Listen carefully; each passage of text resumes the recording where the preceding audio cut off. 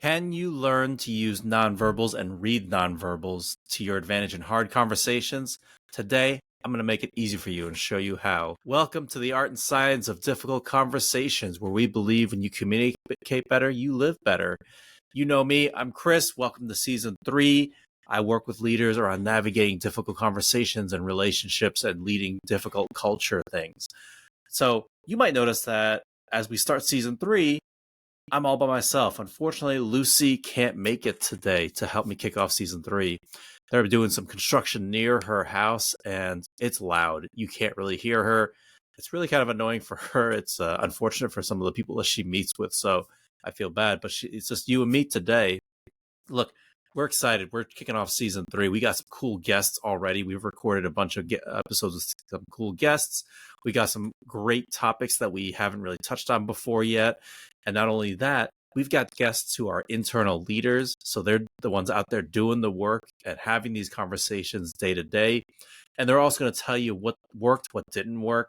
And a lot of them are actually willing to role play. So they're going to demonstrate for you what are the things they said, how did they say it, so you can hear from everybody out there doing the work. It's not just us saying you should say these things.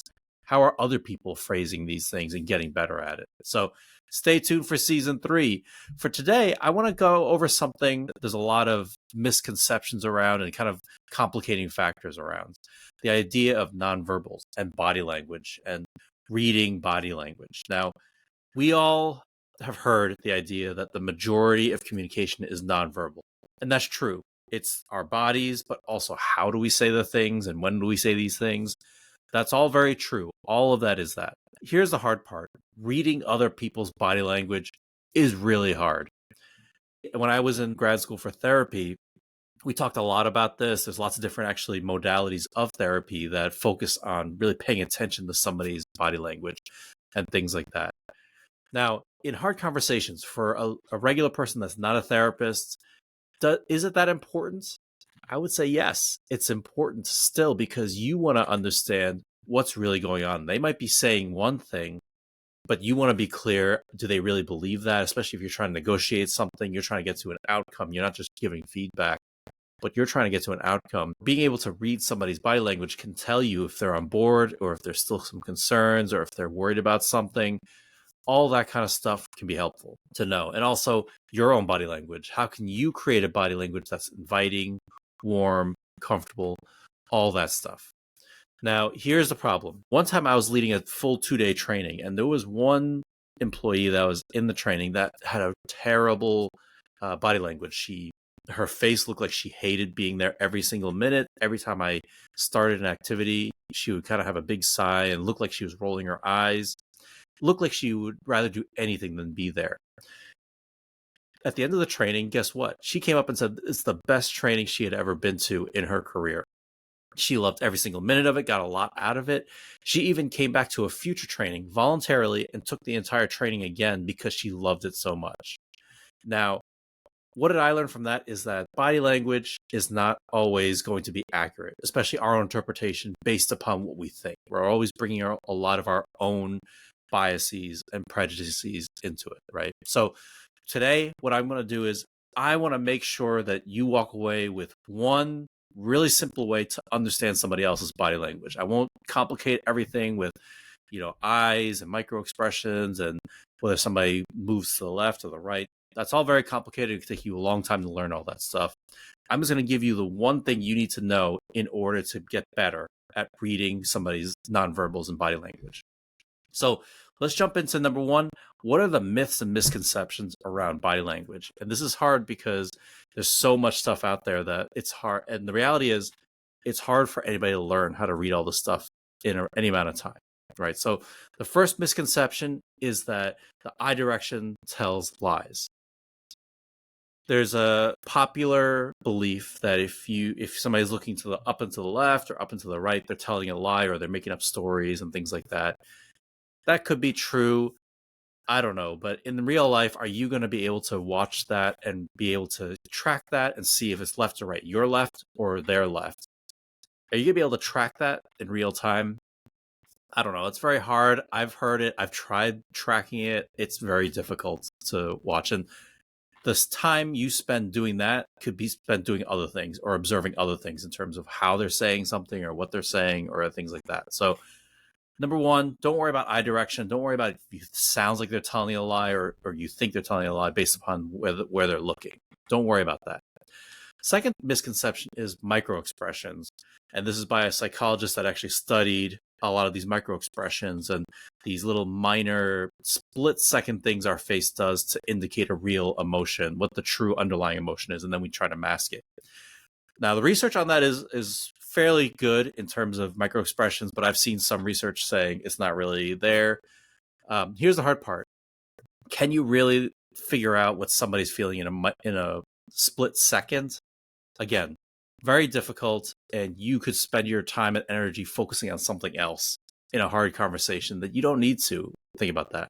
Okay, so don't stress about those. Don't worry about the belief about micro expressions. There's actually a great TV show called Lie to Me that focuses on a character that's based on that psychologist, and he has this whole business just trying to root out lies or interview people for law enforcement and things like that, and criminals. Really entertaining show. I loved it. I think it was a great show. But in real life, it's not worth your time to focus on that. Third and big misconception is crossed arms or legs means somebody's closed off. They don't want to talk to you and things like that. If you've ever seen me facilitate in real life, in groups, if you've talked to me when I've been, doing a group session or a workshop, you'll notice that a lot of times when I'm just standing around, I have my arms crossed. And it's not because I don't want to be there. It's not because I'm opposed to anything that's happening. It's just because it's a comfortable rest position. This is what I do. A lot of people have that rest position of just crossed arms. That's just how they stand. That's how they normally will hang out and chill. Likewise, a lot of people cross their legs normally. In the normal course of a conversation, that's just what they do. So don't worry about crossed arms and legs. It means so many different things. It doesn't always mean that somebody's closed off. Sometimes it does. I've done it before when I have been upset or annoyed at somebody. I'll cross my arms and sit back and not want to hear what they have to say. So absolutely it can be like that. It's not always going to be the case, though. Sometimes it's just a comfortable rest position. So those are some misconceptions and myths about body language and nonverbals. Let me break it down this is the one thing you need to know in order to be really good at understanding somebody's body language. All you have to know is what's somebody's baseline and normal body language and what's not normal for them. So what does that mean for you? It means you just have to pay attention to what somebody normally does. Do they normally have their arms crossed? Do they normally have a resting angry face or annoyed face? Do they normally cross their legs? Do they normally sigh heavily or deeply whenever they're about to say something or some conversation is happening, even if it's a regular conversation? If that's normal for them, then this doesn't mean anything in the course of your conversation with them. Now, if they don't do that, if I'm always sitting out with my arms open body posture, and then you bring up this hard conversation, and now suddenly I start crossing my arms or crossing my legs or turning away from you, then that means something is up, right? That means something is different. So all you have to do is observe a difference. Let's say you don't know this person very well. You've never talked to them before, or you've never had enough observation to know whether they have a baseline or not. Start the conversation with something so that you can start observing. What are they doing coming into the conversation? And then from there, you can observe what they are looking like. And then when you start into the hard part of the conversation, you can observe, does anything change? Does anything in their facial expressions change? Their body language, their shoulders, are they up? Are they down? Whatever. You're just observing baseline versus not baseline.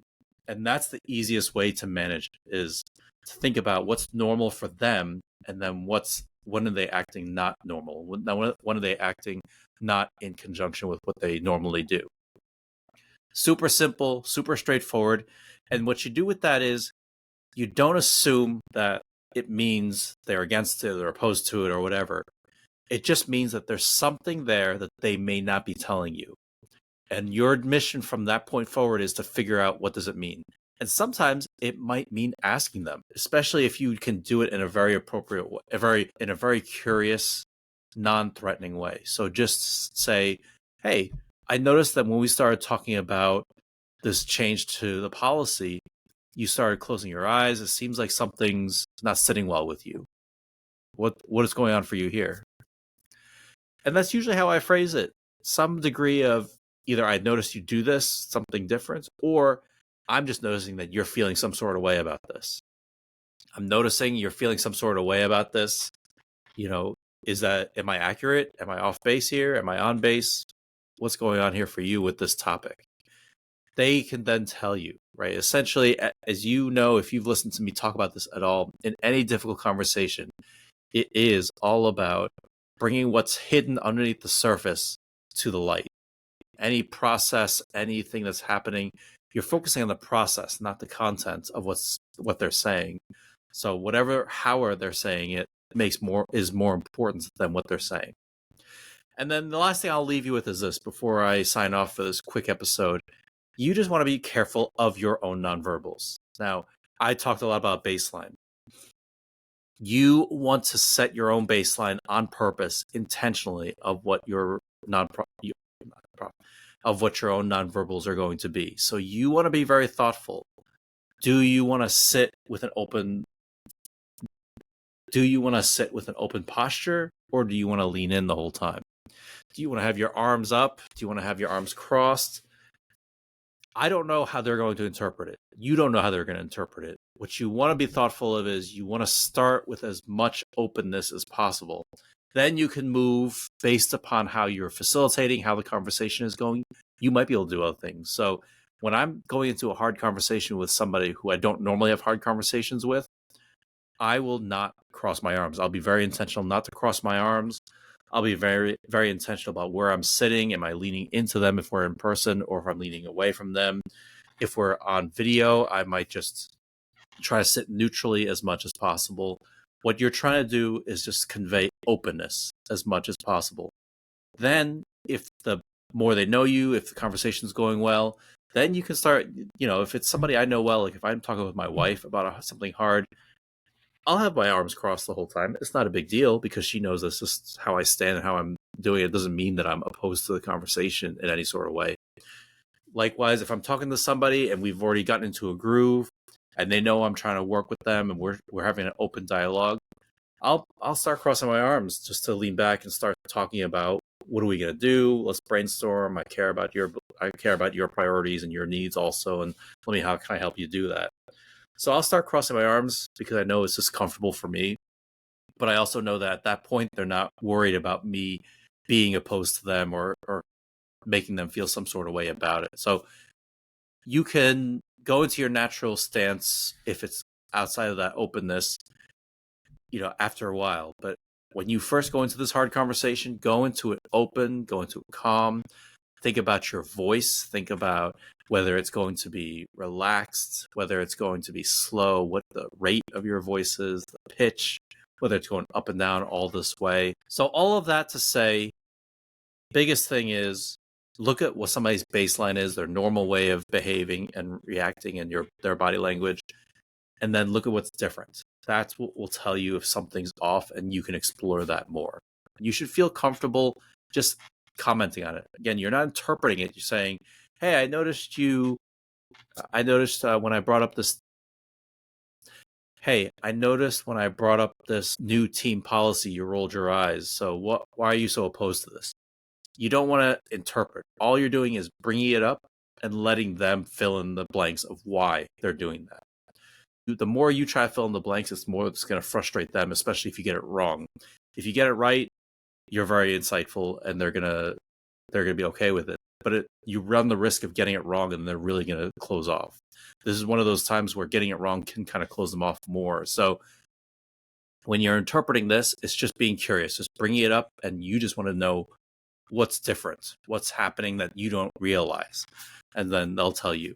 So hopefully that helps. Hopefully you're getting something out of it. What I'm going to do is I'm actually in the show notes, I'm going to leave a worksheet for you on the things to think about in terms of body language. And I'll go through all that stuff in terms of tone of voice, rate of speech, shoulders, hips, where you even sit in a room if you're live makes a big difference in terms of that. So I'm going to leave a worksheet for you to think through that stuff. Hopefully that helps. But either way, next week we're gonna have a cool episode for you. So stay tuned, and I'll see you next week.